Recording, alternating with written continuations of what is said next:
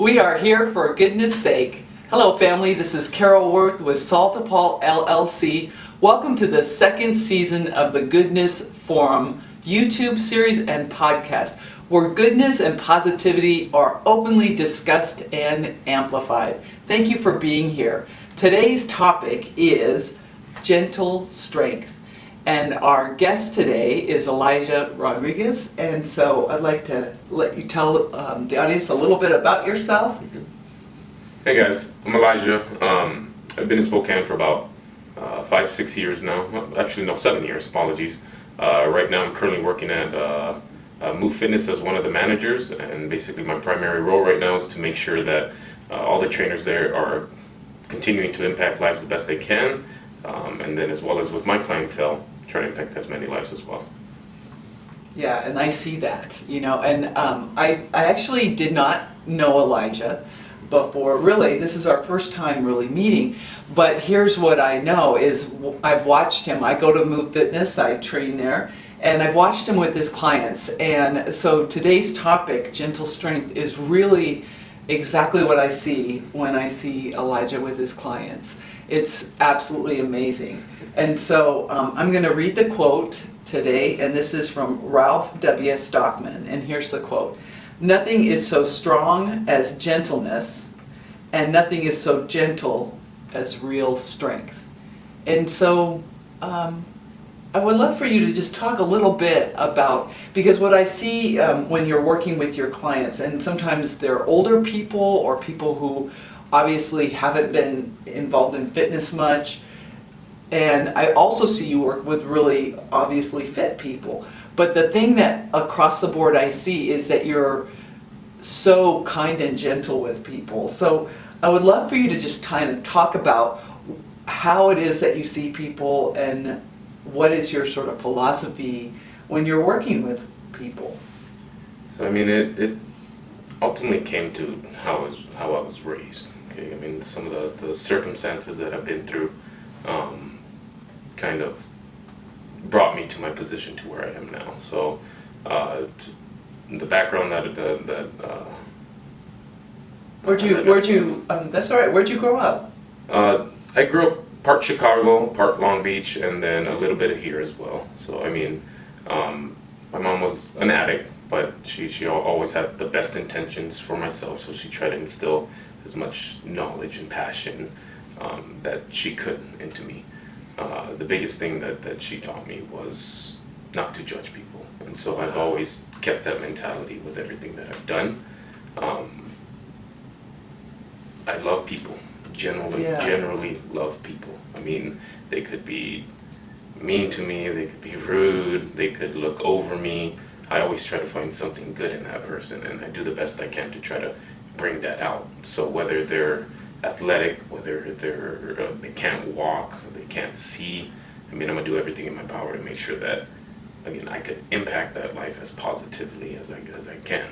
And so, I mean, I try to keep that mentality with everything that I do, everything that I'm part of, and so, I mean, it's just something that's me. That's my personality. So when you were growing up, and I totally get, I've been sober for a long time, so I get that arena of life. Was there a time when you were experiencing, like you said, people being mean or difficult situations, that you chose this path to see the good in people? Was there an incident, or was it just, I'd love for you to just kind of tell our audience a little bit more about that, because I don't know that you see that, but it's absolutely extraordinary that you could come from difficult circumstances and have that kind of stand for people. So I'd love for you to tell people a little bit about where that comes from for you.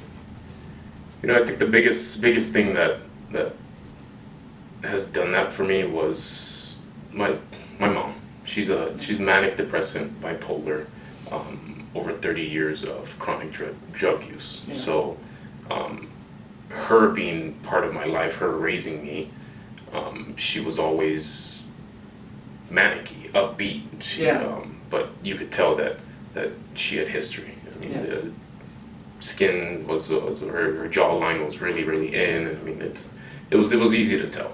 And so unfortunately, I was always embarrassed to bring her to any one of my events, because she was always the one that made a scene, whether it was congratulating someone, whether it's pointing something out in someone. I mean, she always made a scene. So it took me a very long time to realize that me being embarrassed of her, how it affected her, how much it hurt her.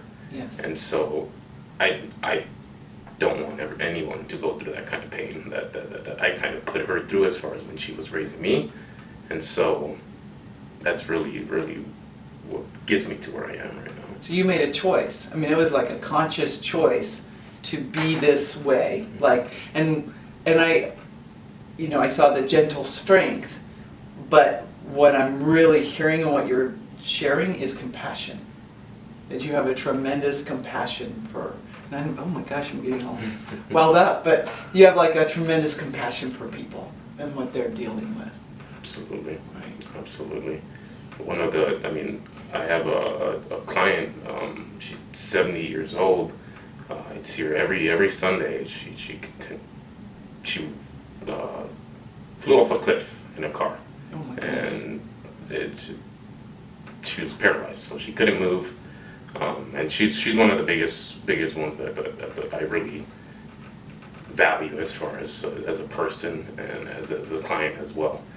But she couldn't move, and then during the time her husband did something to her that left her mentally scarred as well. And so right now, or not right now, but she went to physical therapy, she went to the hospital, diabetes, everything, but everything that could happen to her bad has happened to her. Right. And she continues to push through. And I mean, when we first started working together about 4 or 5 months ago, she could barely walk. I mean, I honestly thought it was, and I'm sure it was, beyond my scope of practice, right? I mean, she could barely walk.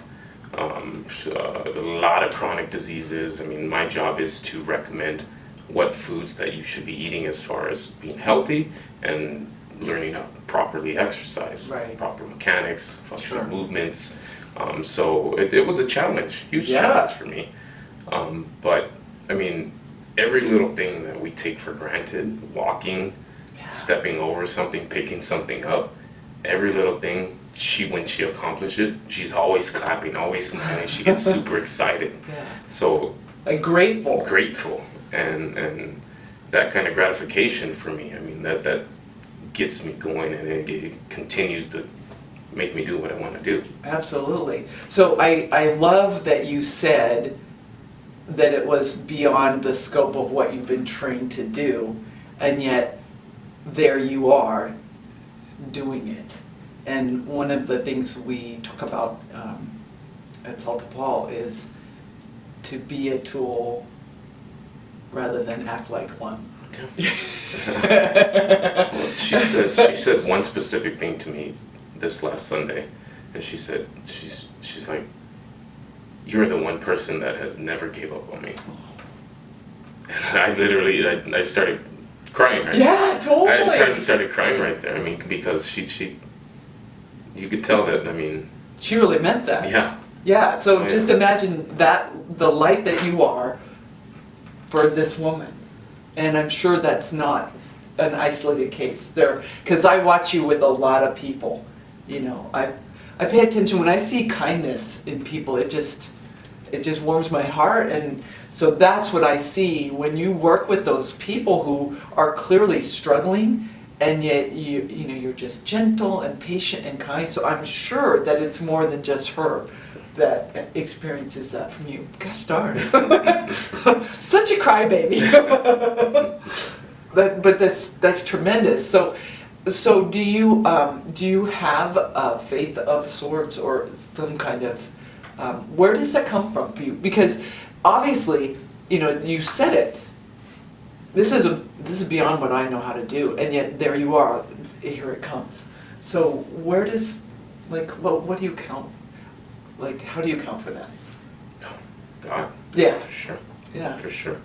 I've lived with probably 10 or more different families through my high school career. Wow. And within those 10 families were numbers of different religions. Yeah. And so, I mean, it's not that they instilled the power of Christ, our Lord, into me. My mom did that. My mom, she was very, very, God does everything for us. Yeah. Right? Yeah.